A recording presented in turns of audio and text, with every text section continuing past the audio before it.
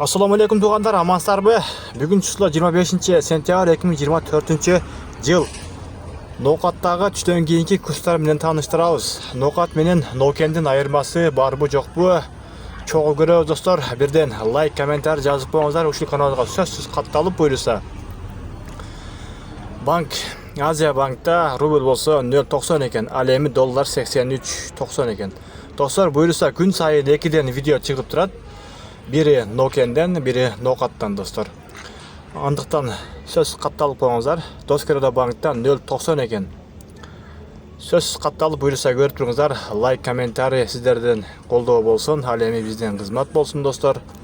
Жакшы ниет кылайлы, буйруса сабыр кылып, рубль көтөрүлүп кетсин. Ал эми админкаларда 0.90 экен достор. Админка менен банктын бардыгында бирдей эле экен. Кийинки банк Коммерческий Кыргызстан банкта 0.90 экен достор.